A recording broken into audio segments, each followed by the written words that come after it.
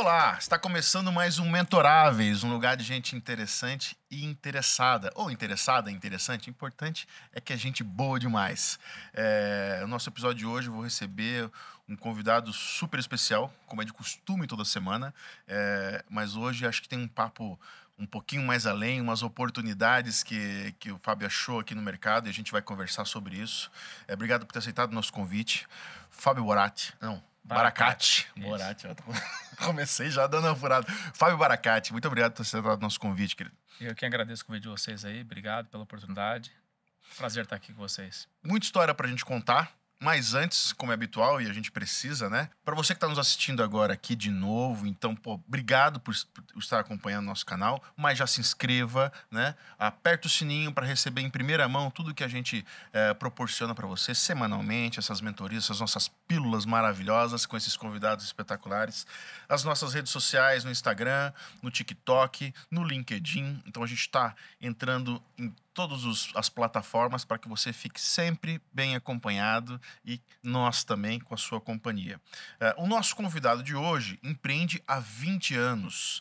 Ele é especialista em tecnologia e logística para e-commerces globais, é CEO de uma empresa de destaque no setor de cross-border, que para quem não sabe, ele vai falar melhor depois o que é, mas fica aí. Então, esse é o gatilho da curiosidade. Fica aí que daqui a pouco ele fala o que é o cross-border com muito mais eficiência. Ele é um especialista, pô. Vamos lá. É expert nas complexidades da legislação aduaneira até as melhores práticas logísticas para o transporte e distribuição de produtos importados. É muita coisa para entender, né? Bem complexo. Quando a gente chegou na aduaneira ali, já começou a pipocar vários pontinhos de interrogação. Onde é que a gente vai parar com isso? Tem muita coisa para a gente falar hoje. Obrigado, cara, por ter aceitado o nosso convite. Eu que agradeço. Obrigado por estar aqui com a gente. É realmente uma honra, tá? Queria que tu falasse então pra gente como é que começou. Faz 20 anos de empreendedorismo. Como é que isso começou? Por que empreender, Fábio? Cara, acho que muito do perfil do brasileiro, né? Acho que o grande parte do empreendedorismo brasileiro é o empreendimento por necessidade, né? Então, eu sou nascido na Zona Leste, extremo leste de São Paulo, né? Em Ferraz de Vasconcelos. Então, de família pobre, de família humilde. Então, eu comecei, na verdade, a trabalhar com 7 anos de idade, vendendo na feira. Então, aquilo já me despertou, cara, o sentimento de vender, né? Então, acaba que, para quem gosta, a venda é um jogo, né? E cada vez que você consegue uma venda, é como se você tivesse ali uma conquista a mais. Então, comecei desde cedo a vender, com 7 anos, e depois eu vendia. Minha mãe fazia tiara de cabeça de menina, sabe? De cabelo. E ela fazia de final de semana, me dava uma sacola cheia daquilo sozinho, com 7 anos. Hoje em dia, meu filho tem 16, não deixei na escola sozinho.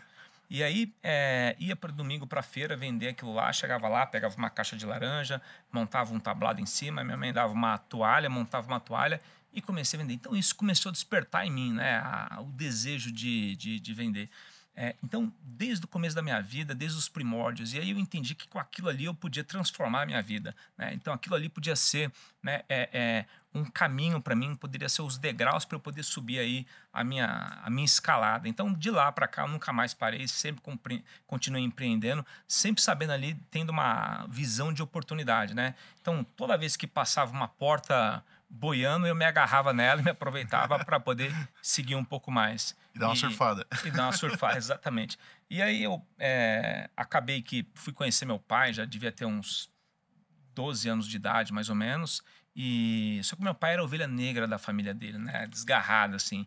E aí, um desses tios, né, do meu pai, um dos irmãos dele, quando eu tive 17 anos, passou mais uma boia na minha frente, que foi me convidar para morar com ele. Eu tinha estudado em colégio público a vida inteira, né, em Poá, Ferraz de Vasconcelos, e aí aos 17 anos eu fui para Brasília. E meu tio era um cara com uma cabeça, com uma visão muito para frente do momento nosso, inclusive agora, do nosso tempo. E aí eu peguei essa oportunidade, fui embora, deixei minha mãe e fui para Brasília e pude ali, naquele momento, meu tio era empresário, era advogado, mas empresário. E ali eu entendi, então pude começar a entender, né, o viés empresário realmente, oportunidade, e aí comecei a trabalhar e nunca mais parei. Então, ou seja, empreendimento mesmo, eu comecei aos 7 anos de idade. Né? Cara, que legal. É uma história boa para se contar, né? Tipo, Brasília é bem diferente de São Paulo, né?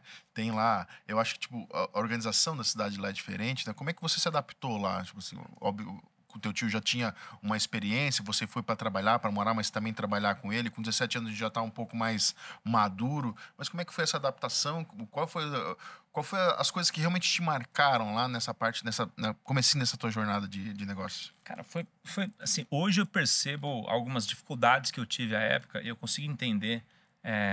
Eu tenho um trabalho social, a gente tem um trabalho social aqui na favela de Paraisópolis, e durante toda a pandemia, putz, eu não parei um dia na pandemia. A gente trabalhou ali, eu faço parte de uma igreja, a igreja anglicana, a gente tem uma creche em Paraisópolis com 1.000 e poucas crianças, e aí durante a pandemia a gente fez um trabalho de doação de alimentos todos os dias, de conseguir arrecadação. Por quê? Porque como é que é? Aquelas 1.000 e poucas crianças, os pais deles eram o que? Era o vendedor de milho, era pessoas que, cara, que estavam as primeiras que ficaram ali sem, né, sem ter seus proventos.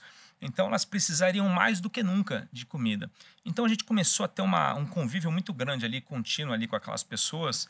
E quando você vai para aquelas crianças de comunidade, que a gente acabou fazendo um trabalho em umas comunidades próximas ali de Paraisópolis, eu percebi uma coisa, né? Eu tenho filhos, né? Eu tenho 2 filhas do meu primeiro casamento adotadas, tenho um filho de 16 anos que mora comigo desde os 12 anos, e a minha segunda esposa está grávida vai ter bebê agora, está no segundo mês. Legal.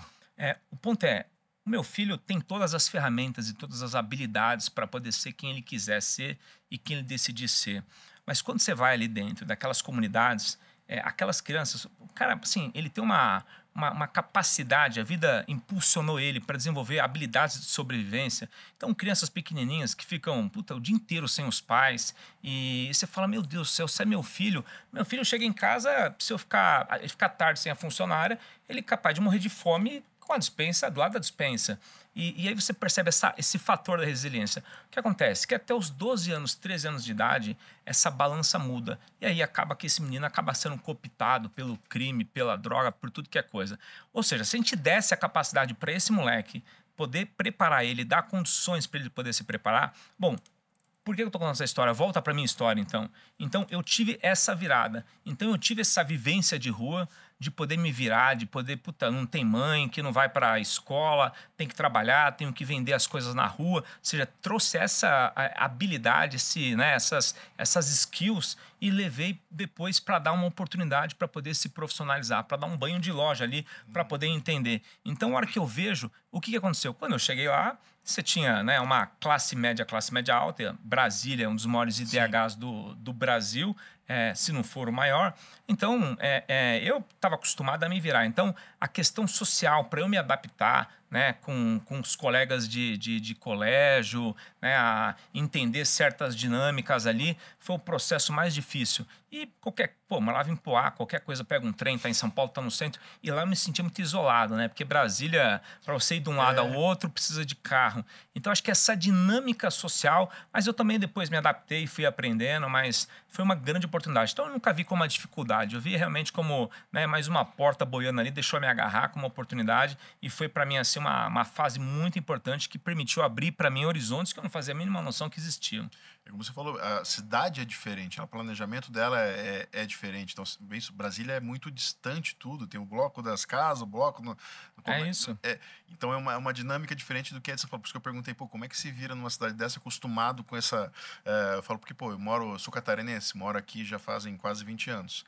Sempre que eu volto para lá, eu falo, cara, parece que falta alguma coisa. Não, Falta a loucura do Paulista. Sem claro, tem esquina, né? Então, você não tem essa muvuca aqui, né? Essa questão 24 horas por dia ter gente na rua. Então, realmente, isso acaba que, para quem está acostumado, impacta um pouco. Você ficou lá até quando? Até 2001. 2001. Foi até 2001. 17... Foi... Mas foram 2 anos também, eu não aguentei muito tempo, não. Porque a hora que eu entendi que... E aí foi um processo interessante, porque esse meu tio... E ele era advogado, tinha um escritório, mas um escritório muito mais virado para o empresarial. E eu tive, que foi o que eu uso até hoje, né? Comecei a desenvolver uma habilidade de poder interpretar, de ler leis. E aí um dia eu peguei o carro dele escondido e bati o carro dele. Ele tinha, naquela época, aqueles Ômega australianos, você lembra? Pô, bonitão.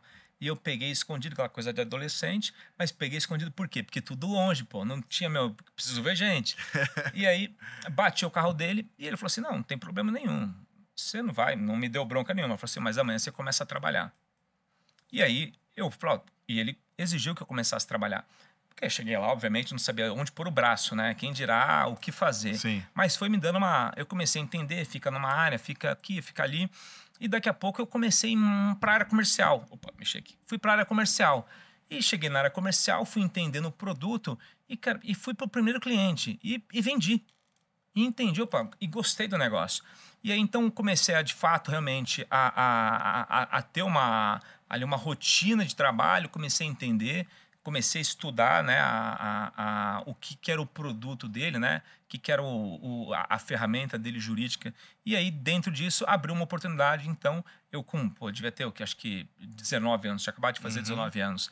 E aí, de poder trabalhar em Goiânia. Então, ele tinha tentado a vida inteira abrir um escritório em Goiânia e nunca tinha conseguido abrir um escritório em Goiânia. Imagina, 19 anos, moleque, cheio de espinha na cara, e eu peguei e topei o desafio, fui para Goiânia. E tive que fazer tudo, de abrir o escritório, alugar, comprar o móvel, colocar, naquela época, colocava, o pessoal não sabe disso, mas fazia anúncio de trabalho no jornal, né? Sim. Então, colocar anúncio no jornal, fazer entrevista com as pessoas, não sabia nem o que eu estava perguntando pro cara, mas eu estava lá fazendo entrevista. Então, eu sempre fui nisso, né? Vamos fazer acontecer. E aí, contratei, montei um time e tinha tentado durante 20 anos ter escritório lá, não tinha conseguido. Em 6 meses eu tinha aberto o escritório, eu já estava dando lucro, pagando as contas, dando lucro no escritório. Então, aí isso acabou... Cara, ele pegou também, acho que tem uma oportunidade aqui, né? E aí, acho que com um pouco mais... Acho que isso foi durante... Eu lembro que 11 de setembro, né, 2001, final de 2000, então isso foi durante o ano de 2001. Então eu passei 2001 inteiro lá, e aí quando foi 2001, final de 2001 para 2002, ele falou, pô, vamos abrir em São Paulo? Eu falei, vamos. Aí acabei vindo para São Paulo e depois eu nunca mais voltei. Então aí dessa oportunidade de montar essa estrutura em Goiânia, vim para São Paulo e aí São Paulo foi onde aí abriu as portas. Então foi uma preparação, né? Foi etapas. Então eu fui para Brasília, passei por um processo, me adaptei ali com aquele meio ambiente que eu não estava acostumado, não estava, né, nem sabia que existia. Comecei a entrar para a vida profissional de fato e fui um primeiro posto meu ali de liderança, né, dentro do escritório, conduzindo a equipe, tinha uma equipe de vendedores que eram consultores, que eram advogados formados e tudo mais, e depois vindo para São Paulo, aí realmente foi meu princípio da minha vida de empreendedorismo, então. Então, acho que esses 22 anos aí, 20 anos contados a partir de então.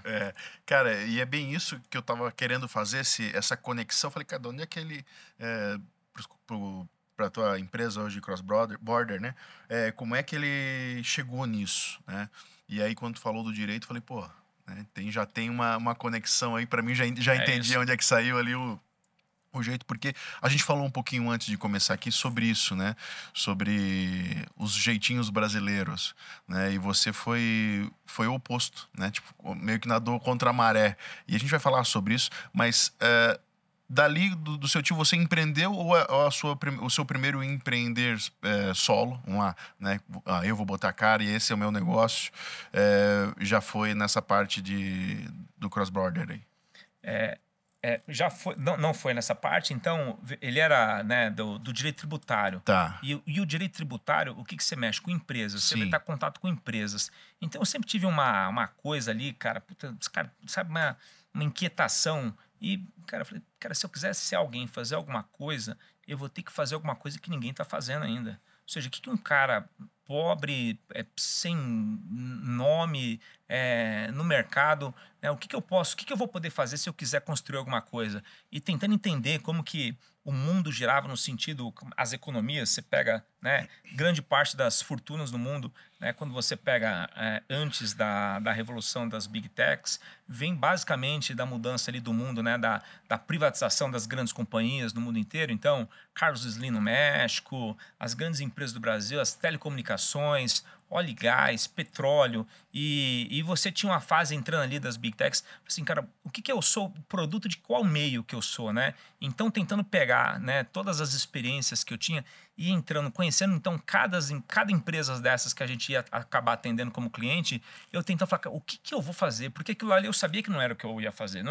Eu não ia trabalhar no ramo jurídico ou seguir aquilo ali para frente. Então, eu estava buscando o que eu posso fazer, que é um grande desafio, mas que eu sei que eu tenho capacidade de fazer. Então, nessa busca, nessa jornada, eu sempre tive a antena meio aberta, assim, tentando ligar, falar onde que eu posso, de fato, as minhas skills, eu acho que eu posso ali, né, impor um ritmo e mudar. Até que eu comecei a entender, a ter contato com o ramo logístico. E aí foi onde começou a nascer. Então, veja, o que eu tenho hoje é a transição do ramo jurídico, que eu tive o contato a primeira vez com a parte logística, com a parte internacional, com as importações das coisas e com o meu viés jurídico. Eu falei, opa, peraí, tem uma oportunidade aqui, porque essa habilidade minha aqui eu posso usar para trafegar aqui e ser o ponto de partida para poder mudar esse negócio que tem aqui. Você acha que o seu negócio hoje ela é uma startup no modelo startup de tecnologia, ou ela não é nesse modelo? Porque, vamos lá, você veio do jurídico. O jurídico já é um meio mais formal por si só, né? Então, é uma coisa de fazer as coisas certinho, tal, bem no modelo mais tradicional, né? E startup, a gente já é coisa da inovação, já querer fazer diferente, testar, errar, testar, tal. Como é que você vê o seu negócio hoje? Eu acho que é um misto, porque se você falar como puramente uma startup, como uma empresa de tecnologia, ela se transformou para isso hoje, né? Foi uma oportunidade. Então, e ela se transformou por quê? Porque eu entendi que logística era commodity, né? Então, pensando num processo de uberização, ou seja, aquilo que já fazem, eu não vou fazer melhor. Eu não vou fazer melhor do que uma grande empresa dessa de logística, de last mile, do que uma DHL, do que uma FedEx, ou essas grandes empresas. Então, qual que é o meu diferencial? Então, a gente nasceu com essa base mais logística, que foi necessária para a gente entender os processos, né? Porque você poder dizer, sugerir mudanças, você tem que conhecer com profundidade os temas. E aí nós fomos nos tornando uma coisa mais tech. Então, desde a mudança do perfil dos funcionários nossos, do time, da forma como que a gente se vende, né? Você mudando ali o linguajar, adaptando. Hoje eu te diria que ela é mais tech, né? Até pela questão do perfil, do meu headcount, né? Do número de funcionários, ela está muito mais voltada para o ramo de tecnologia. E a gente quer cada vez mais. Mas por se tratar de algo novo, o que a gente faz, então a gente precisa, nesse primeiro, né, surgir das coisas, eu falo, você tem que fazer ali a união das pontas, né? Então não adianta, eu estava dando um exemplo hoje mais cedo, tem esses programas na History Channel que fala sobre, né, os empreendedores, as pessoas. Então, a mulher que inventou a máquina de lavar louça lá. Puta ideia, ela chegando no modelo e tal, e minha esposa assistindo comigo, e ela desenvolvendo e quase morrendo. Acabou depois, de fato, realmente morreu trabalhando. Espero que eu não chegue lá com isso comigo, mas pelo menos não pelos próximos 60 anos, né? E aí ela dizia, chegou no modelo ideal, perfeito, funcionava, bacana, mas e aí? Virada do século, né? 20 para 21, 1900 e alguma coisa, tinha um detalhe, nem todo mundo tinha energia elétrica, nem todo mundo tinha eletricidade. Então, a gente tem que entender que, então quer dizer que eu tenho que me preocupar também com a energia elétrica? Ninguém hoje pensa em abrir um negócio, está preocupado com a energia elétrica, ninguém está preocupado com... Porque isso é um princípio básico. Mas quando você vai inovar e está à frente de um processo, você precisa entender que tem estruturas que não existem. Então, você tem que construir a estrutura, né? Outro filme de referência também, que eu indico, que é o Eiffel, que conta a história da Torre Eiffel em Paris. A gente acha que Peraí, o cara levantou a torre, não é só uma obra de engenharia. Ele teve que fazer um sistema de drenagem, ele teve que desenvolver porque não tinha, de amortecimento. Então, esse processo nosso, a gente teve que aprender tudo. Eu tive que aprender logística, eu tive que aprender o que a Receita Federal faz, o que a companhia aérea faz, o que a companhia de first mile na origem. Então, eu tive que aprender tudo para dizer, não, agora eu sei como é que tem que fazer. Agora eu consigo mapear um processo e dizer, vocês têm que fazer diferente. Então, foi possível. Então, hoje nós somos mais tech, mas a gente precisou passar aí um caminho bastante árduo aí para entender o processo. Você foi, como a gente falou um pouquinho antes, na contramão, né? E isso é muito bacana da gente pontuar aqui. E aí eu queria entender, obviamente já falou bastante sobre a logística, sobre a oportunidade que tinha ali dentro, sobre o mercado, mas você foi meio que na contramão, que as coisas... O brasileiro, ele tem... Vamos dar um jeitinho aqui, vamos dar um jeitinho ali, vamos fazendo, vamos fazendo, vamos fazendo. Se der alguma coisa errada, a gente resolve. Não, você, opa, como é que funciona a parte logística do nosso país de importação e exportação? Deixa eu entender, deixa eu aprender. E aí você foi a fundo e hoje tem uma empresa que é referência nessa área. Como é que foi esse processo? Por que que você foi atrás disso? Né? Que ninguém ia há 10 anos atrás. Ninguém estava pensando nisso há 10 anos atrás. Como é que você foi? O que que te deu esse estalo? Obviamente falou da logística, mas o que que deu esse estalo para... Não, peraí, deixa eu fazer direito. Deixa eu entender como é que funciona esse processo. E qual foi a tua jornada para a descoberta disso? Né? Você foi para os Estados Unidos com um tempo lá. Como é que foi isso aí? Eu podia dizer para você que assim, é difícil a gente fazer defesa, né, de si próprio, mas eu podia dizer para você que era honestidade, só pura honestidade. Mas meu pai tinha uma frase que ele dizia o seguinte, que se o malandro soubesse como é vantajoso ser honesto, ele seria honesto por malandragem.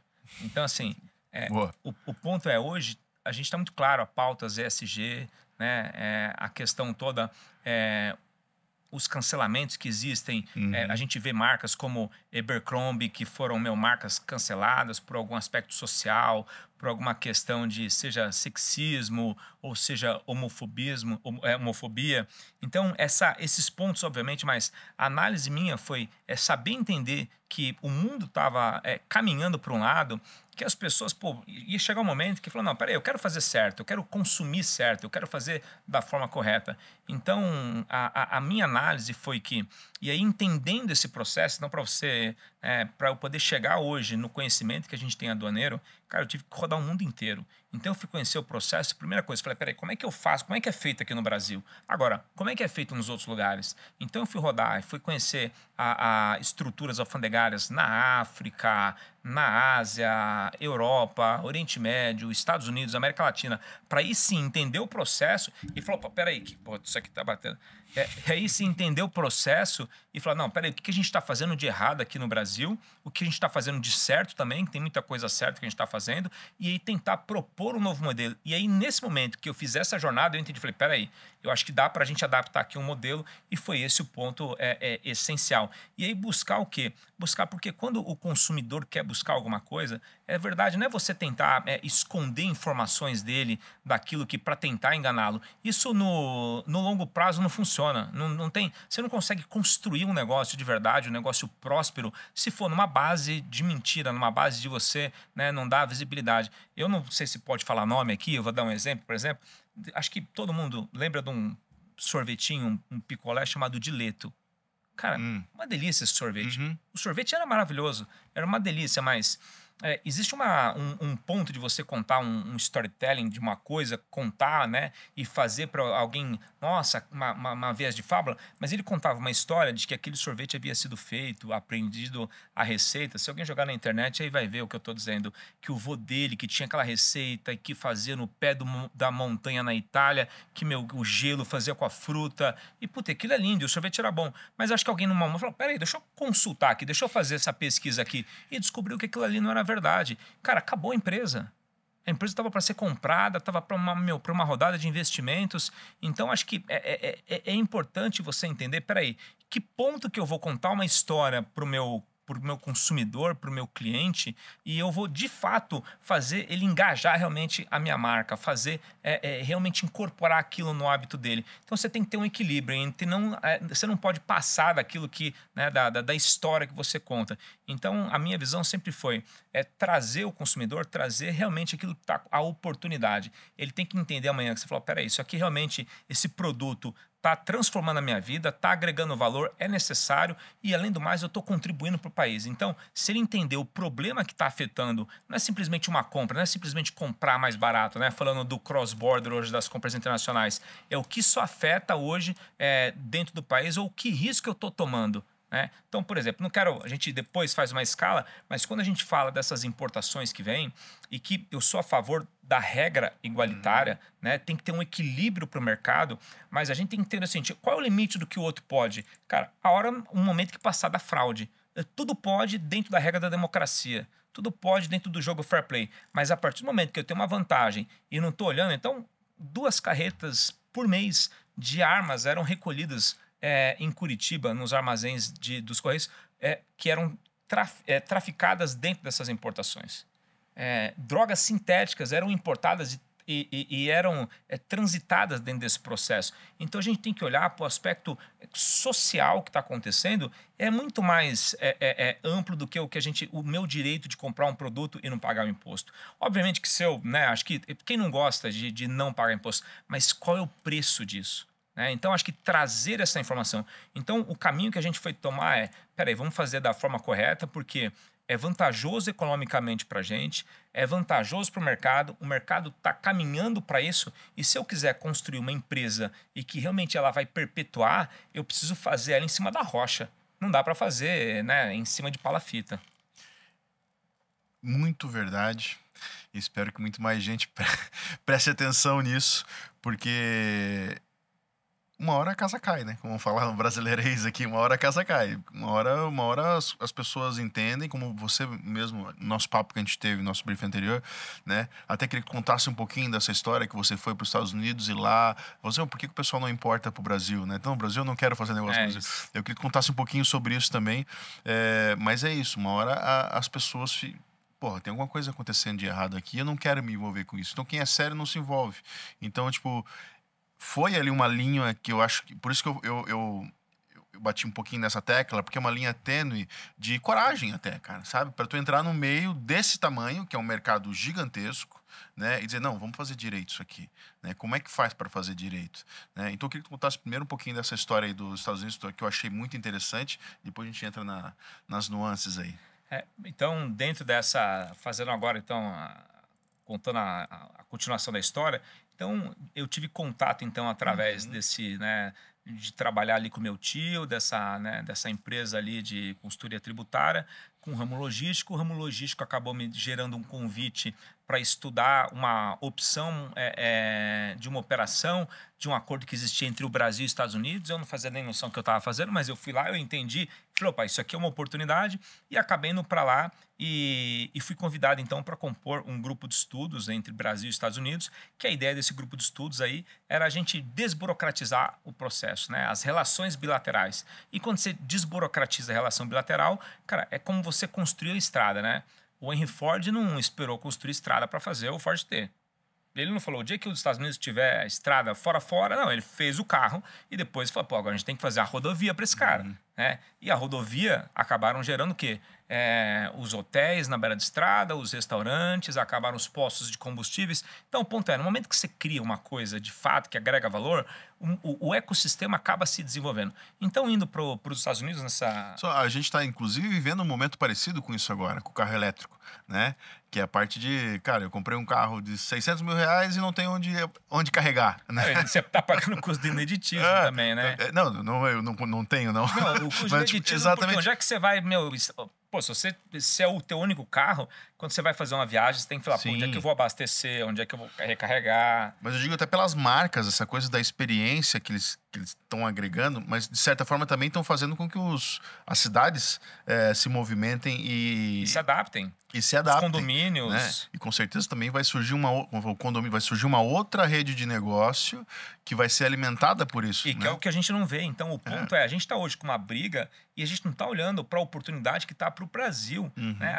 O Brasil, ele não tem um viés de exportador. A gente exporta commodities. As grandes empresas exportam. Quando você fala, se você for para alguém ali, o cara que faz um artesanato, o cara que tem um produto, fala assim, pô, sei lá, um chocolate ali, faz uma fabriquinha de chocolate que vende para o Brasil, você dizer para ele, olha, você pode pôr esse teu chocolate na Europa, nos Estados Unidos, na China. Eu falo, que meu chocolate? Não, mas eu não sei falar inglês, eu não tenho um advogado, eu não tenho contador. Ele não precisa disso. Então, é essa abertura que vai dar para o Brasil, da gente poder exportar o produto nosso, cara, de grande parte dos vendedores hoje que só tem o mercado nacional. Então, em vez de você ficar focado no mercado de 200 milhões de habitantes, você poder focar no mercado de bilhões de pessoas. E, cara, o brasileiro tem muita capacidade. Ele só precisa saber que ele tem oportunidade. Precisa dar pista para ele. E alguém precisa tomar a iniciativa de criar essa pista e dar para ele. Então, o quê? Mais uma vez, a conversa antes daqui de gravar.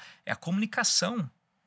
Porque se ele não sabe que ele tem essa opção, que ele tem essa oportunidade, ele nunca vai tomar a decisão. Então lá fui eu para os Estados Unidos e essa história que você está contando, eu visitando um armazém uma vez, um armazém gigantesco, cara, sei lá, 15 mil metros quadrados, uma estrutura, e o cara contando, não, aqui movimenta por dia 200 milhões de dólares em produtos, e produto eletrônico de tudo que é forma, né, de tudo que é jeito. E aí a gente com a cabeça de brasileiro, e eu olhando, a hora que eu entrei, eu vi que eu passei assim, né, da fase da área de escritórios para de armazém, uma porta só e um botãozinho ali, e a área restrita.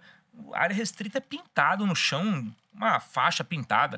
Eu falei assim, cara, área restrita com uma faixa, não pise aqui. Eu falei, cara, pô, quem obedece isso, né? Então, aí eu perguntei para a pessoa que estava apresentando, mostrando para mim. Aí eu peguei, eu li aquilo ali, ele mostrando tudo, mas eu tava falando, cara, esse monte de produto, qual é a segurança disso aqui, né?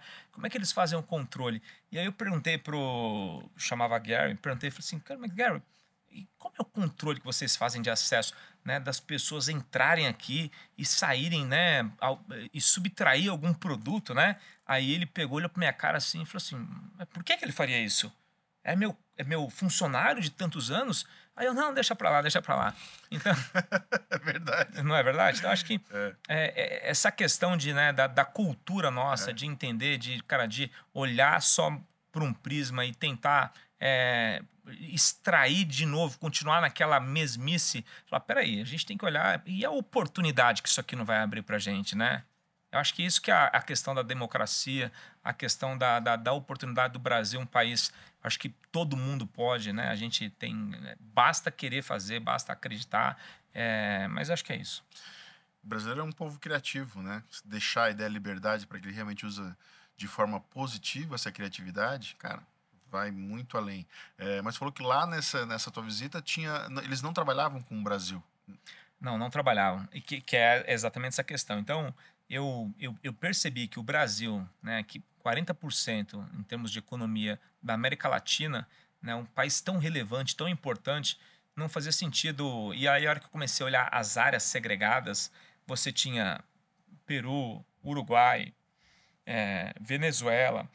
Você tinha diversos países, nossos vizinhos aqui, países importantes da América Latina, mas a hora que você vê em termos de contingente populacional, a hora que você fala, pô, não faz sentido, eu perguntei, poxa, deve ser enorme a área do Brasil, né? Deve ser realmente. E aí, a hora que ele pegou e eu perguntei, cadê? E o Brasil? Eu falei assim, não, o Brasil nós não temos uma área específica, fica aqui nessa área que são outros, diversos. Eu falei, como? Mas por quê? Eu falei assim, o Brasil é tão complexo, tem tantas regras, tanta burocracia, que isso acaba sendo um entrave para o mercado. Então, grande parte das empresas fala, não, o Brasil depois, o Brasil depois. E era exatamente o porquê eu havia sido chamado, né, para compor esse grupo de estudos entre o Brasil ali e Estados Unidos, porque isso travava o mercado. Então, você tem com isso, obviamente, um baixo número de empresas que querem aí, né, assumir o desafio ou o risco de estar no Brasil, aquelas que muitas vezes não têm opção, que faz parte de uma estratégia global de expansão da companhia, e o que acaba acontecendo é que a gente paga o preço por isso. Então a gente viaja, fala, nossa, mas que diversidade de produtos e como a gente paga tão mais caro por isso. Isso é igual a taxa de juros. Conforme mais taxa de juros ela mais escasso é o dinheiro ofertado para a gente. Se eu quero o dinheiro, a gente tem risco da economia, a taxa de juros é mais alta. O dinheiro fica mais caro. É a mesma coisa o produto. Ou seja, para eu correr o risco de colocar esse produto no Brasil, com todos os desafios que tem, então eu tenho que cobrar mais caro por isso. Então a gente não sabe, mas a gente acaba exatamente por esses fatores pagando mais caro por um produto ou mesmo não tendo acesso a ele.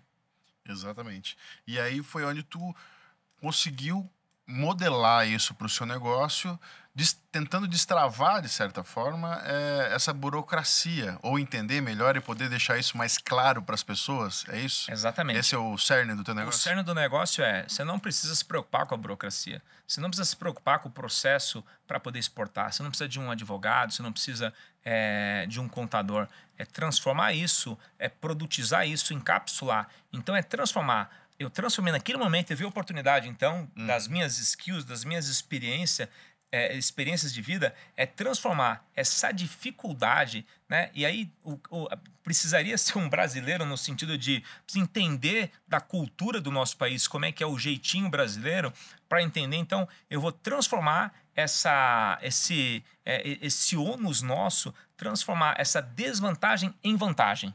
Né? Eu vou transformar isso numa facilidade. Então não ver como uma trava para o mercado. Poxa, então quer dizer que não vai ter oportunidade. Então quando alguém dizer, não, eu não vendo para o Brasil, cara, você não vende para o Brasil porque você não sabe que você pode vender. Porque o Brasil não é um país irrelevante.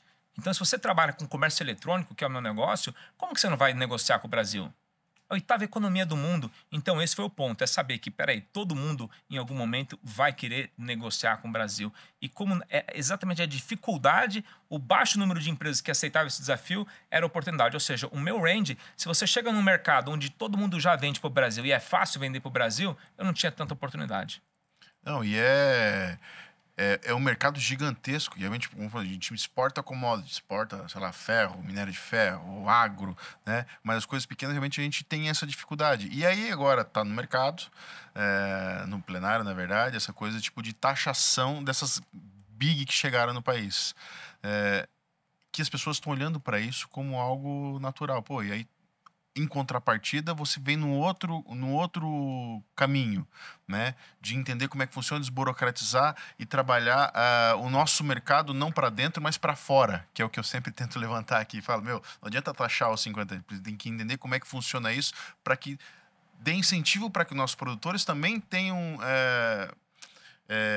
mercado fora, né? É a possibilidade de competir fora, né? Porque lá fora, se taxar os caras não adianta, porque os caras lá fora vão estar competindo porque eles têm uma vantagem competitiva muito maior do que a nossa aqui dentro. Como é que a gente torna o nosso país mais competitivo também, né? E como é que você acha que consegue ajudar o nosso país a ser mais competitivo também?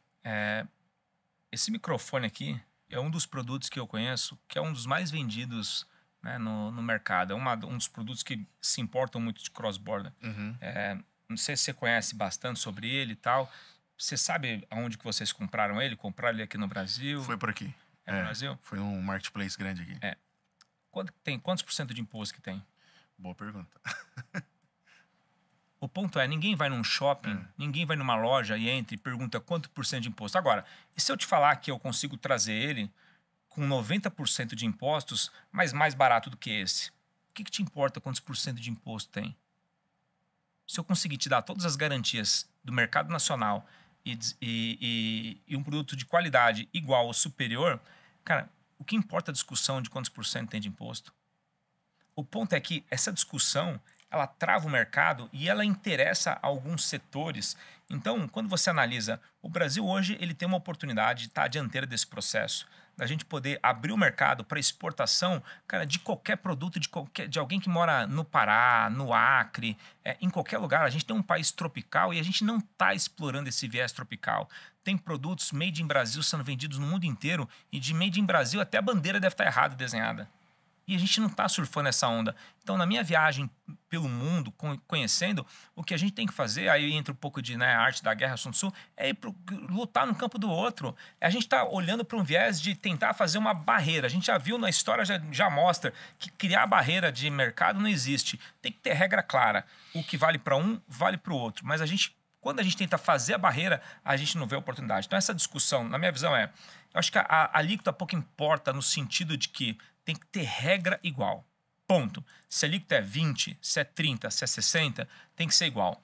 A grande questão do varejo, e ele tem razão, é porque ele tem que, aqui no Brasil, a gente tem um peso do Estado muito grande sobre as costas das empresas e a gente tem a gente tem que entender que isso é um novo modo de fazer negócio, que é uma importação individual, que o cross-border B2C é uma importação de pessoa física, né? Então, só explicando uma nuance, se eu compro na Magalu, eu sou um consumidor. Se eu compro na Shein, eu sou um importador. Então, existe uma diferença do ponto de vista legal, mas para o consumidor, ele entrou no aplicativo, comprou e é a mesma coisa. Então, a ideia da complexidade existe uma tendência de não informar isso para o consumidor. Mas o que a gente faz exatamente, não, a gente tem que informar, ele tem que estar consciente do que ele faz. E essa questão, eu acho que é uma das grandes coisas que tem que dizer é, o imposto pouco importa, porque se a regra é clara e é para todos, cara, eu digo é igual você perdeu um voo porque foi cancelado o voo. Cara, eu perdi, você perdeu, todo mundo. Agora, eu perdi o voo porque cara, me atrasei para ir para o aeroporto, são coisas distintas. Então, no momento que você tem uma alíquota para todos, o mercado se ajusta. Então, se é 60 para um, é 60 para o outro. Cara, também pede igualdade. O que a gente tem que focar é qual é o serviço que eu vou prestar, qual é o atendimento que eu vou dar para o meu cliente, que informação. Então, a gente tem que parar com essas discussões e pensar o que a gente vai trazer para o consumidor. A gente tem que, cara, conectar, a gente tem que ter a visão de que o mercado hoje, o consumo é global, né? Na nossa época, você pegava Pô, a gente queria ter carro, na minha 18 anos, queria ter carro. Você pega... Não quero um carro, quero um iPhone 15. Carro eu peço no Uber. Então, mudaram as referências. O consumo mudou. O pós-pandemia alterou demais a forma como que as pessoas consomem, como que lidam, né, com as coisas. Então, acho que essa discussão agora, eu acho que ela ainda vai se acalorar um pouco mais. Eu acho que a gente teve muitos avanços esse ano no Brasil. Eu acho que teve uma visão do varejo de entender que isso é uma mudança que veio para ficar. Então, o varejo vai entrar nesse cross-border. Então, o que eu discuto aqui com o varejo é o seguinte. Não cabe ao varejista dizer que para o consumidor, olha, você não compre do cross-border, não faça uma compra internacional. Eu acho que não. É o seguinte, já que você é para comprar, compra de mim. Porque ele já tem essa base de consumidor. Então, tem um dado de referência que é o seguinte: 72% dos consumidores do e-commerce compram no cross-border. Quer dizer, então, o quê? De cada 10 pessoas que compram num site brasileiro, 7 não encontram um produto, não estão satisfeitos com o que acharam e vão comprar lá fora. Então, esse momento agora, esse ano que nós passamos, de 2023, de adaptação, de implementação de processos, vai permitir o varejo entrar nesse cross-border. Porque antes, sim, de fato, existia uma questão legal onde era uma concorrência desleal. Agora o varejo pode entrar nesse mercado. Então, tem que ver isso como uma oportunidade.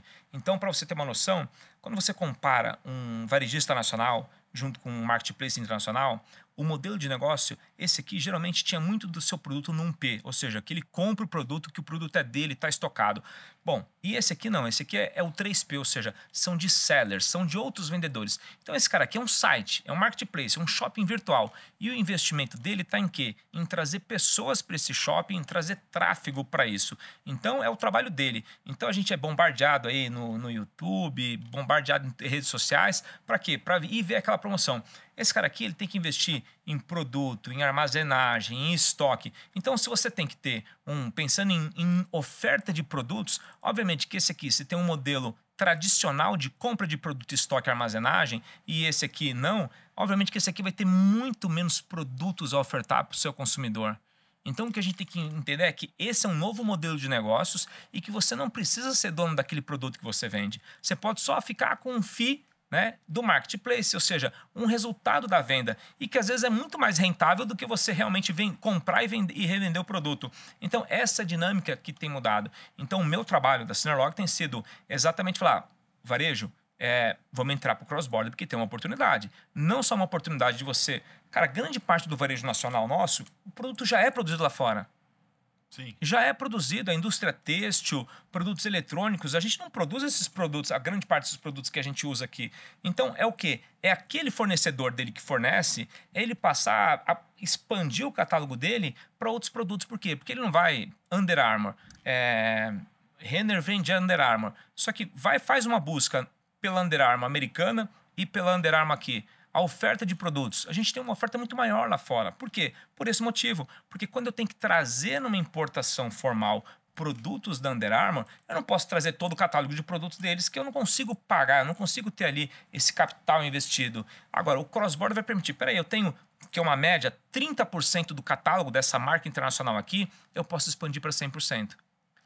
Então, eu não vou concorrer com o mercado nacional. Eu vou fazer uma expansão daquele catálogo que eu já tenho. Então, na verdade, a ideia é usar os grandes marketplaces nacionais, eles poderiam usar como uma API, a Synerlog. É isso. Para poder trabalhar com cross-border. Exatamente. Eu trava a língua esse negócio, não consigo falar.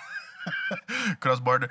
Então, Então as pessoas podem comprar direto. Então ele não precisa trazer um container. Ele vai trazer uma peça. Exatamente. Né? Exatamente. E isso facilita muito toda a logística. Então ele consegue botar uma peça dentro de uma logística X que ele sim vai encher um container e vai mandar para cá. É isso. Você vai haver um processo de consolidação de cargas. Então esse cara vendeu 10 peças, outro vendeu 30, outro vendeu 1.000, outro vendeu 50, mas ele vai pagar o proporcional a dele. Ele não precisa pagar um container inteiro ou um pallet aviônico inteiro. Não, ele faz uma conta ali e obviamente que você só vai embarcar na origem se você tiver um mínimo. Mas esse mínimo é um conjunto de todo mundo que está embarcando. Então, o processo, isso vai dar uma democratização para o processo, porque você vai permitir que pequenos e-commerces possam expandir os seus negócios com condições iguais. Então, olha que louco. Você vai pegar e vai falar para um cara que ele vende 100 produtos pela internet e ele vai poder passar a vender 1.000 e o custo logístico dele, ele não vai ficar extremamente mais caro do que uma Amazon da vida, do que as grandes empresas. Por quê? Porque você democratizou. Se ele souber fazer, se ele souber comunicar com o público dele, se ele souber o que vender, ele só precisa ter uma boa ideia. Ele só precisa saber entender, interpretar, né, o que é tendência naquele mercado.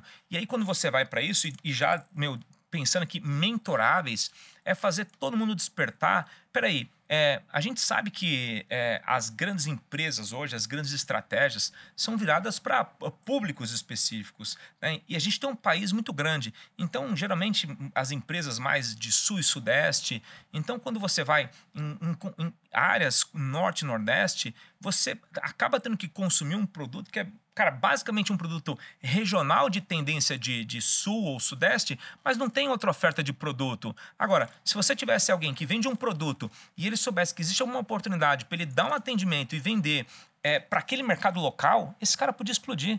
Ele não sabe que ele tem essa possibilidade. Por quê? Porque, poxa, peraí, eu tô aqui em Roraima, eu tô no Acre, eu tô em Manaus. Como é que eu faço isso? Eu tenho que trazer de São Paulo. Não, você não tem que trazer de São Paulo.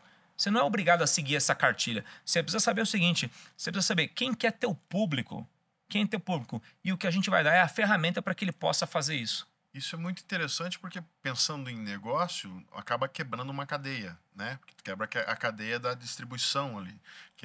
Fala de São Paulo, normalmente sul, sudeste, o eixo, porque hoje as pessoas compram um container fechado, colocam um CD gigante numa dessas regiões e daqui distribui. Acho que até falamos sobre isso num outro papo nosso ali, eu até levantei essa bandeira, cara, tinha um cliente nosso tinha um CD em Santa Catarina e era de cosmético. Para eu vender no Acre, lá pro Nordeste, era mais caro o frete do que o produto. E aí ficava inviável, né? E aí uma conta pior ainda, que era mais caro comprar o produto aqui do que comprar ele na Nova Zelândia. Você pega, por exemplo, Miami... Então ele vai quebrar isso. É isso. Aí volta um pouco que a gente tinha falado, né? Cara, não, é assim por quê? Porque, cara, eu não aceito. Por que é assim? Porque não é possível que não tenha ninguém que queira me atender. Então, acho que você pega o aéreo, o frete aéreo, né? Geralmente, essa carga vem muito em barriga de avião, que a gente fala, né? Então, vem um avião de passageiro e coloca ali, né? Às vezes, mais fragmentado uma carga. Essa carga sai de Miami, que poderia ir para Manaus, ela sai de Miami, ela vem para São Paulo, para Guarulhos, ou seja, ela sai, sei lá, 8.000 quilômetros, menos da metade disso ela já poderia ter chegado em Manaus, bate em São Paulo e vai de caminhão para Manaus. Qual é a lógica disso? Né? Então, é repensar isso. Agora, o que um empreendedor, um cara que quer pensar no e-commerce, ele não tem que estar pensando nisso. Sim. Tem que ter alguém que fala, não, peraí, eu vou fazer um processo. Então, o nosso processo de logística ele é um processo dinâmico, que a gente vai conseguir entender e não faz sentido eu pagar um custo de logística para produtos diferentes, para regiões diferentes. Então, não existe um processo de pensar, peraí, a logística tem que ser tailor-made. Ela tem que ser, de acordo com a necessidade e a demanda daquele produto, daquele mercado, daquele cliente. Então, é isso que a gente tem feito e trazer isso encapsulado para o cliente. Ele não tem que pensar nisso. Ele tem que pensar em vender. Traz tráfego para o teu site, traz comunicação, tem uma boa escolha, uma curadoria de produtos, escolha produtos bons. Isso no que diz respeito à importação. Agora, na exportação, a gente nem começou.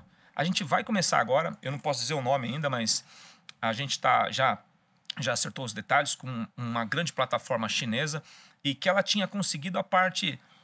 o processo é tudo meio complexo, porque é o primeiro de tudo, mas ela tinha conseguido fazer um acordo para poder plugar as empresas, os sellers, né, os fornecedores, os produtos do Brasil na China.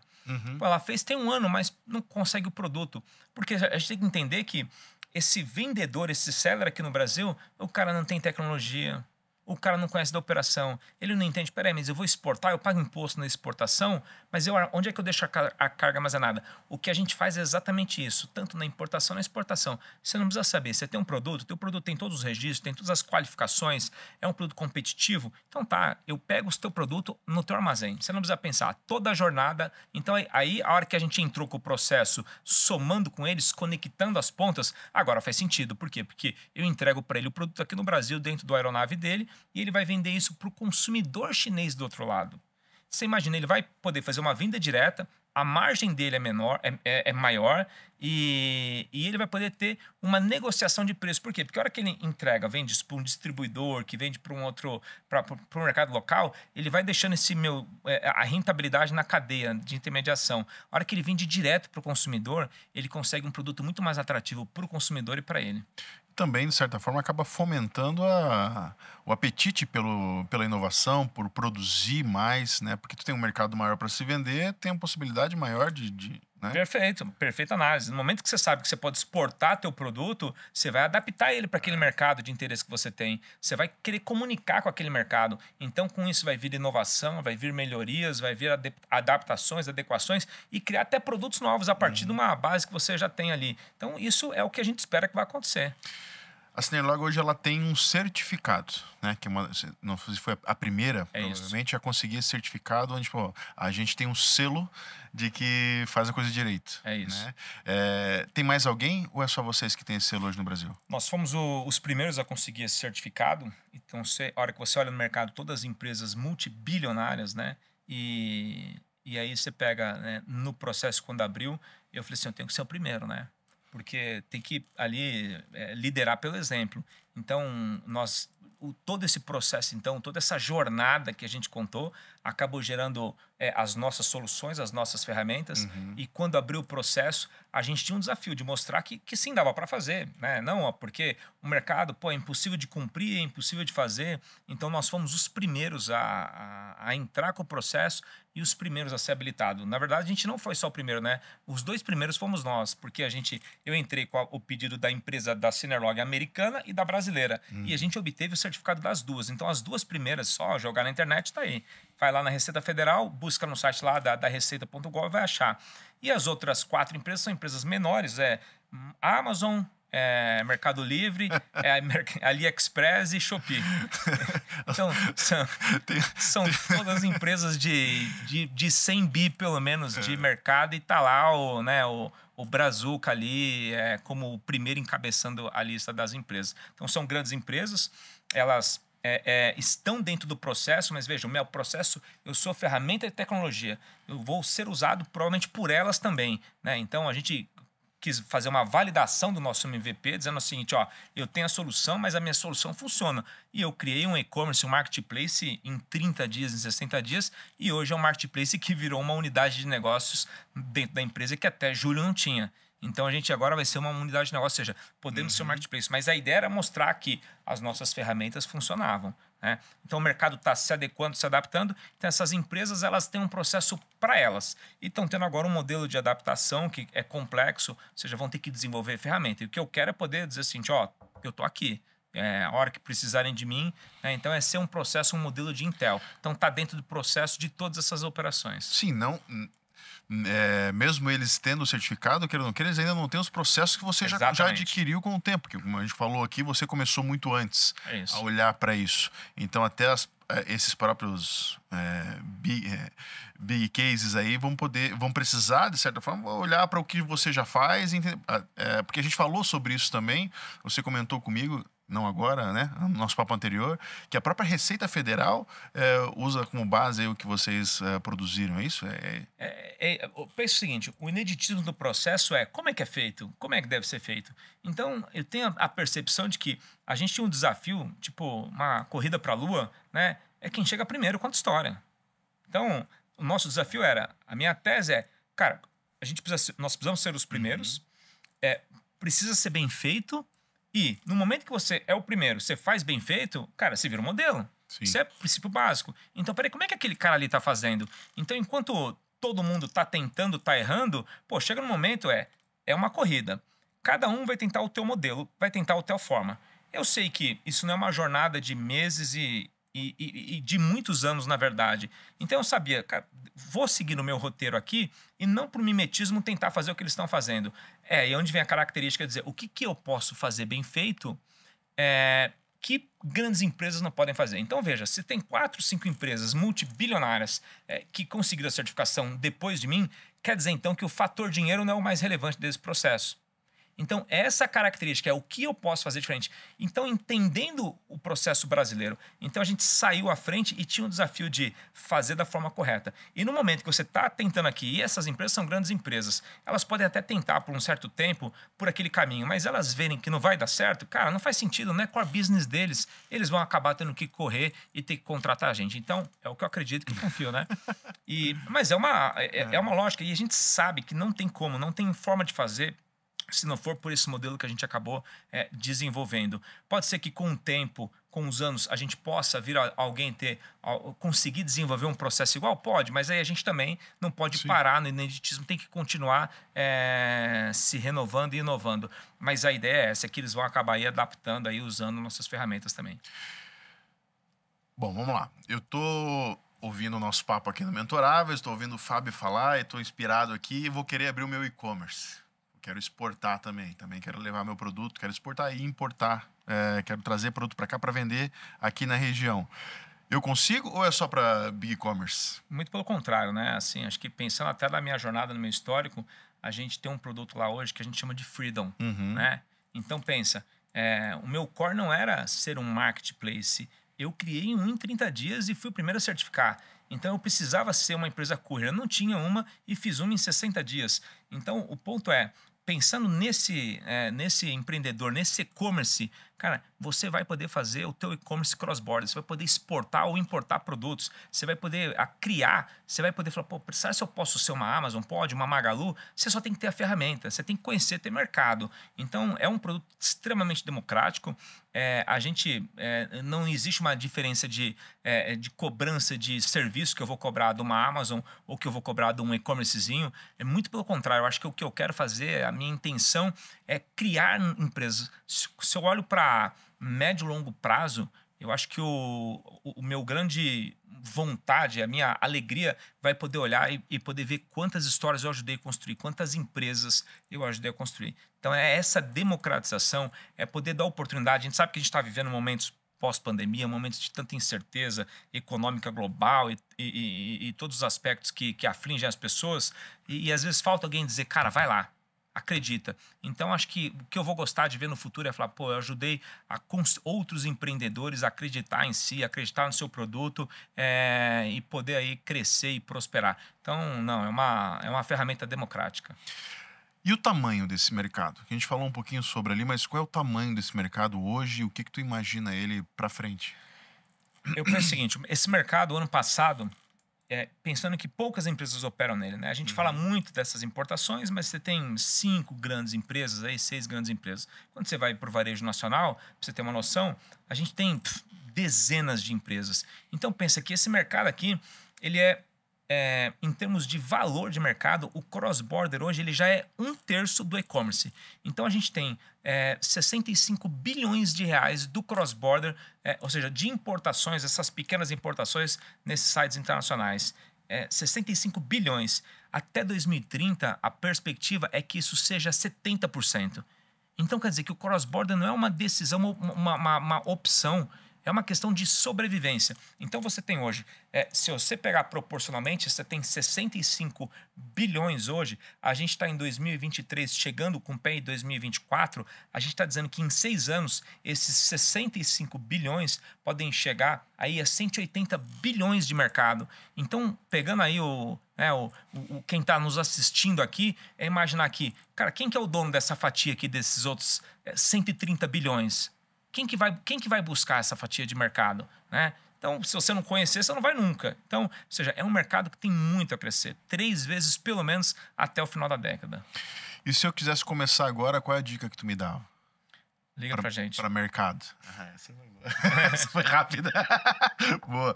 Não, falando para trazer produto, assim, tipo, eu vou começar a importar. Né? Que tu falou assim, eu tenho que entender o mercado, entender o que a gente fala, mas, pô, eu não conheço, eu, tipo, acho que é um puta negócio, tem espaço de crescimento gigante num curto, médio prazo. Como é que eu procuro o produto? Como é que eu vou na China? Eu não vou pra China, mas como é que eu acho? Tem isso? Tem. O que eu indico, assim, eu gosto muito de falar. Outro dia tinha tava com a dor na coluna fazendo fisioterapia, e aí tava lá o fisioterapeuta me atendendo, e aí o cara com aquelas pistolas assim, sabe? Tipo de massagem, assim, pô, aquele negócio. E aí eu já tinha visto aquilo ali e minha esposa comprou uma. E aí o cara falando assim pra mim, poxa, Fábio, o que você entende de criptomoeda aí? Que eu tô querendo diversificar os meus investimentos, tal e tudo mais. Eu não tô dizendo que criptomoeda é boa ou é ruim, mas ele quer tirar o dinheiro do provento dele e quer investir em alguma coisa que ele não conhece nada. Ou seja, ele vai estar simplesmente à mercê do mercado. Acho que o primeiro ponto é: que mercado você conhece? Que mercado você domina? Boa. Que mercado tem uma oportunidade? Poxa, eu tô aqui, puta, tem um mercado pet, é um mercado que tem tendência de crescimento. Tem que fazer uma análise de mercado, né? Porque não adianta você, vou entrar no mercado de máquinas de datilografar. Né? Ou seja, você tem que, primeiro, entender o que você domina ou o que você pode vir a dominar, mas que é uma tendência de mercado. Então, com pesquisas rápidas no mercado, você consegue entender um produto. Pô, esse produto não é produzido no Brasil. É tentar buscar um produto inovador, é tentar buscar um caminho onde você vai ter o mínimo de concorrência possível. Concorrência nenhuma você não vai ter. E esses dias, eu nem sabia que existia, conversando com um parceiro nos Estados Unidos, eu vi lá uma Ring Door, que era uma campainha com uma câmera de vídeo. A gente está vivendo um boom aí no setor imobiliário, né, em São Paulo, tal e tudo mais.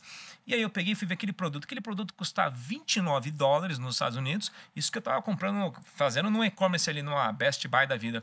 Mas esse produto estava sendo vendido por R$ 1.200 aqui no Brasil. Ou seja, esse produto, se ele chegar muito caro aqui, o cara consegue colocar ele por 200 e poucos reais. Então, ou seja, se eu fosse trabalhar agora, eu ia para esse tipo de produto. É entender o que tem uma demanda de mercado, o que tem um consumo, o que é um produto inovador, um produto pet, produto cosmético, aquilo que agrega valor, que você pensa, se você tiver que comprar alguma coisa, se tiver que vender alguma coisa para alguém, você vai vender o quê? O que a pessoa quer comprar. Isso. E não tentar enfiar alguma coisa nela. Então, dentro do que alguém pode querer comprar, o quê? Tendência de crescimento, tendência de consumo, tentar ver onde você tem oportunidade ali, dentro daquela região que você atende, dentro do perfil do teu canal, ou se você pensa em criar alguma coisa. Acho que mais ou menos por esse caminho. Eu acho que é por aí também. Acredito bastante. Perguntei só pra gente ver se estava alinhado, mas eu acho que é bem isso mesmo. As pessoas, quando começam a empreender, vão pela moda. Né? Tipo, cara, isso é tipo paleta mexicana. É isso. Tá funcionando. Vamos lá, quero abrir também. Mas para alguém foi bom a paleta mexicana. Para alguém foi bom, obviamente, para quem inventou, principalmente. O cara que vendeu freezer, o cara que vendeu. Mas pro empreendedor, cara, inicial, a gente sempre fala assim, cara, é exatamente o que você falou. O que você sabe fazer? O que você tem mais afinidade? O que você gosta de fazer? Porque se você gosta, já é o primeiro passo para você conseguir capturar melhor, conseguir se dedicar ao estudo ali de saber se aquilo funciona ou não. E o segundo passo é exatamente esse. Experimenta. Né? Coloca no mercado, vê se isso tem saída. Porque não necessariamente o que a gente gosta tem mercado para venda. É isso. Né? Como foi máquina de escrever, eu achei sensacional. Pô, quem que usa máquina de escrever hoje? Vende. Para quem? Para quem Mas você vai ver nichado. Exatamente. Então você tem que ir nos grupos de redes sociais, apaixonados por... Mas saibam de vender teu produto. Eu vou contar uma história que uma coisa que eu achei que marcou bastante assim. Então, eu não concluí do fisioterapeuta. E aí ele querendo, eu falei, criptomoeda não vai dar certo, cara, desculpa. Né? Até se aprender, você já perdeu grande parte do seu capital. Eu falei assim, essa máquina aí que você tá vendo, onde é que você comprou? Pô, não sei o quê. Eu falei, cara, peraí. Cara, você é um fisioterapeuta, você tem registro ali, o CR alguma coisa, sabe, sei lá, qual que é o teu registro. Pô, por que você não cria, então, um e-commerce, vende o produto e você fala assim, compre de um fisioterapeuta, atesta teu produto, usa essa tua skill, que é ser fisioterapeuta, um produto que você usa nos seus clientes, você sabe que funciona, cara, acha um fornecedor de produtos dessa linha e vai vender esse produto que tem um puta mercado. Ele falou, puta, é verdade? Eu falei, verdade. Então, esse tipo de coisa, cara, tá literalmente, a resposta do que ele queria tava na mão dele. E para ser um pouquinho mais ousado pro teu fisioterapeuta, para dizer, cara, ensina as pessoas a usarem a máquina. Então você vai vender o curso e depois, já que eu sei fazer, e agora como é que eu faço? Compra o produto. E vende produto. Já vende 2 numa paulada. Mas eu lembro que a o jeito de ver o mercado. 2020, eu tinha acabado de voltar a morar no Brasil e eu tava, comecei a namorar com a minha atual esposa, e aí a gente tava passando ali naqueles blocos de carnaval de São Paulo, bloco de rua, né? A gente tinha saído semana do carnaval, a gente tinha ido para um jantar, acabamos dormindo no hotel que estava lá, pô, já no dia não dava mais para voltar dirigindo, já tinha bebido demais. No dia seguinte, voltando cedo, bem cedinho, acordou, a gente voltou para casa. E eu passei ali perto acho que a estação Ana Rosa, que o pessoal estava descendo ali, uma concentração, indo pro Parque de Ibirapuera, e tinha um cara vendendo uma barraquinha. Cara, isso não é piada. O cara estava vendendo uma barraquinha, montando e passando um monte de gente. O cara estava vendendo jaca. Às 8 da manhã no carnaval. Cara, ou seja, zero pesquisa de mercado ali, né? Então, no carnaval, tivesse vendendo pelo menos uma caipirinha de jaca, tivesse vendendo alguma coisa. Então, às vezes, você quer enfiar um produto que não cabe para aquele público ali. E falando de logística, para levar uma jaca, ele podia levar umas 4 caixas de cerveja e aí, um peso. E esse cara vai trabalhar o dia inteiro, provavelmente vai ficar 10, 12 horas ali vendendo, a menos que saia uma briga e alguém, cara, pega essa jaca para... Mas ele não vai conseguir cobrar tão fácil. Então, esse é o ponto. Você tem que saber quem que é o teu público, aonde você tem que ofertar, como você ofertar. Às vezes o produto... Vocês já ouviram um vídeo, né? A excelência. Às vezes seu produto precisa ser 5% melhor do que o outro. É você saber encapsular esse produto, saber como oferecer, né? Ensinar o outro a usar esse produto. Às vezes a diferença tá, eu te ensino a usar. Tá no mercado, aquilo que a gente falou aqui. O fisioterapeuta ali, se ele soubesse, é um produto caro, não sei, mas se você ensinou alguém a usar, você mesmo tá criando a demanda. É isso. Então, se você tá comprando, se você entrou num site, cara, tudo inscrição em chinês e mandarim, e de repente você vê um site todo bonitinho, organizado, a cara de um cara com um jaleco branco ali, dizendo, escrito, fale com o especialista, e ele dizendo, e cara, me contar, ou seja, peraí, e se for dor na coluna, eu compro o produto e ainda posso me pedir uma consulta, ele ainda...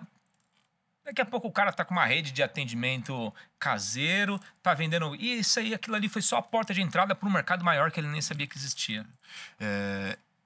É fundamental a gente entender a dor do mercado, né? A dor dos clientes, e não pensar na gente, né? Porque o grande, a gente falou um pouco antes, a ideia boa, a ideia do papel, a ideia boa, a ideia fora do papel, mas mais do que isso, é entender se a ideia é boa para mim ou para o meu cliente. Que para mim ela não vai adiantar de nada, porque eu não vou ficar me comprando, né? A ideia é que os clientes me comprem. Então eu tenho que entender o mercado, isso realmente é bom para alguém, né? Porque a gente acha que é maravilhoso, mas no fundo, não sei se é tão bom assim. As pessoas, não gostei do vermelho, eu gostaria mais do azul, ou eu quero de outra cor. E aí, o que o mercado está querendo comprar? Então, volta para o ponto que a gente havia falado da questão do varejo. Então, não cabe ao varejo dizer não compre no cross-border, né? Cabe ele entender essa demanda desse consumidor dele.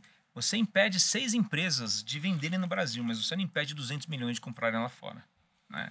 Então, exatamente. A gente tem que saber analisar essa tendência. Obviamente que acho que a briga aqui tem que ser para a igualdade, tem que ser, né, para você poder ser um jogo fair play, regras igualitárias, mas para além disso, é entender que tem um consumidor agora que, cara, ele na cabeça dele, ele quer comprar.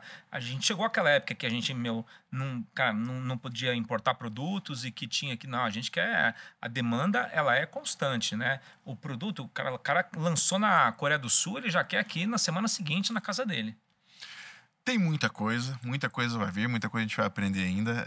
Acho que nossa hora está quase indo ali pela frente. Sobre o futuro, né? A gente falou que tem muita coisa para fazer, principalmente a parte de exportação, não só de importação, como falou que está começando agora com isso. Mas tem alguma coisa de novidade que tu acha que está vindo de fora, que a gente pode se preparar? Ou como é que você está vendo o mercado nesse sentido? Que você acha que a gente pode adaptar e se antecipar? Eu acho que a gente tem que... acho que uma grande oportunidade realmente vai acabar acontecendo para os próximos anos é a oportunidade da exportação. Por exemplo, esses produtos aqui, você pega castanhas, produtos, a gente tem aí naturais, ao longo de São Francisco, produtos naturais, produtos que têm uma pauta ESG. Eu até dei um exemplo de um cliente meu esses dias conversando com ele, e eu falei, cara, sabe o que você faz? Vai lá, pega essas associações de preservação de Mata Atlântica, faz um acordo com ele, dá 2% da tua receita para ele, cara, busca um selo com ele e vende esse produto lá fora, o cara paga mais caro e diz o seguinte, quando você compra esse produto, você está ajudando a preservação ambiental. Então, coisas que têm essa pegada, né, de salvar. As pessoas, às vezes, não é todo mundo que tem condição de plantar uma árvore ou de reduzir a redução de carbono. Ela é muito intangível esses desafios. Mas no momento que você pode falar assim, peraí, se eu consumir esse produto aqui, eu tenho isso, então dar uma olhada no viés do Brasil, das oportunidades de exportação. O mundo está ávido por consumo de produtos do Brasil, e o Brasil, você pega, se a gente tem pouquíssimos exemplos, como Havaianas, que a gente realmente exporta de fato. Mas esse modelo que a gente está falando, que é o B2C, o cross-border, a gente não tem nenhum. Que é o quê? Vamos dar o troco. Vamos conectar nossas empresas aqui nas plataformas chinesas, vamos vender lá, vamos vender no mercado europeu, vamos vender no mercado americano. Não é possível que a gente não tenha. A gente está falando de produtos têxteis, moda íntima ali, que a gente sabe que o Brasil produz muito, chocolates especiais, cafés especiais. A gente tem tantos cafés aí, Brasil afora. Agora, o que acontece? O Brasil é muito grande, o desafio é muito grande, o desafio doméstico é muito grande. Então, o que a gente tem que fazer é olhar um viés de aumento de mercado. Peraí, como é que você faz para aumentar o teu produto, em vez de vender para um público específico, multiplicar isso por 100, por 10, da noite para o dia? Pensando na exportação. E que você, sim, pode ser o tamanho de empresa que for, mas você pode exportar. Então, acho que dentro do pequeno é esse viés de poder exportar o seu produto. É a oportunidade de poder conectar o mundo com o consumidor. Cara, show de bola. Eu acho que realmente tem muita coisa para a gente poder estudar e aprender sobre o teu mercado e o que você também pode passar para a gente ali. Eu acho que realmente é um mercado que ele vai crescer bastante. Está se falando muito sobre isso, está se debatendo muito, as pessoas estão curiosas para entender um pouco melhor essas situações. Então eu queria que tu deixasse pra gente aí então como é que as pessoas te encontram, como é que as pessoas conhecem a Synerlog, como é que eles conseguem acompanhar e entender o que você tem feito e vai fazer pelo mercado para frente. Você pode encontrar a gente nas redes sociais, Synerlog, né, no Instagram, no nosso site, www.synerlog.global. Vai ser um prazer aí atender, falar. A ideia nossa é que a gente possa usar canais como os seus, voltar aqui novamente, ajudar, informar. E acho que são várias coisas, né? São várias frentes, mas acho que informar é a base de tudo. Esse trabalho ali de evangelização de mercado, de abrir os olhos das pessoas da oportunidade. Então, vai ser um prazer aí poder falar com todos aí, poder ajudar o que for preciso. Quem quiser acompanhar o Fábio na rede social aí, para ver o que ele tem de novidade no mercado. Eu não tenho redes sociais. Aqui, viu? É o que a gente falou há pouco aqui, né? Todo o conhecimento do mundo está na nossa palma da mão, mas a gente, né, perde muito tempo vendo gatinho. É isso mesmo, cara. Eu falo o seguinte, as pessoas falam, você viu a notícia? Eu falo assim, não, cara, você tem que saber assim, você tem que gerar a notícia. Exato. Você tem que ser o gerador de notícia, porque toda notícia, em algum nível, atende o interesse de alguém. Então, ela foi feita para você pensar alguma coisa. Então, obviamente que, né, tem assim... LinkedIn, mas não mais do que isso, WhatsApp. Sim. Mas eu acho que a gente está vivendo um processo, eu estou acelerado demais, né? Esse momento de oportunidade. Mas enfim, é isso. Eu acho incrível, né? Eu falo porque eu acho incrível assim, quem tem essa disciplina de poder viver fora desse ambiente, de certa forma, pelo menos um pouco, porque o que a gente consome, né? Como informação, como conteúdo, como falou, gerar. A gente precisa consumir também, mas o que a gente consome? Como é que a gente filtra isso, né? Então, eu acho que esse entendimento, isso aí é muito bacana. E você que está nos assistindo, realmente está conseguindo consumir algo bom. Continua assim. Se não se inscreveu no nosso canal até agora, vai, se inscreve, porque toda semana tem um convidado como esse aqui, como o Fábio, que hoje deu uma aula pra gente aqui sobre cross-border. E... Olha eu errando de novo. É que tá um trava-língua pra mim, não sei porquê, cara. Mas daqui a pouco você... Agora vai sair cross-border. Border. Vai sair. Bom, ótimo. Maravilha. Fábio, obrigado por ter nos agraciado aqui com a sua presença. Obrigado pela oportunidade de aprender um pouco contigo. Foi sensacional mesmo o papo. Eu acho que tem muita coisa aí para o nosso público assistir, para o nosso público se inspirar e, de repente, vir a empreender. Como você falou lá no comecinho, eu também acredito muito nisso, cara. Que, tipo, o único jeito de mudar a vida de qualquer pessoa, de verdade, é empreendendo. Né? O único jeito de mudar a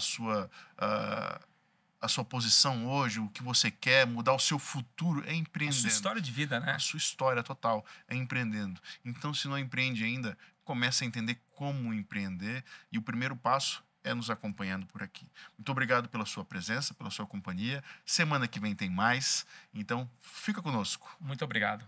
E até lá. Abraço. Tchau, tchau. Abraço.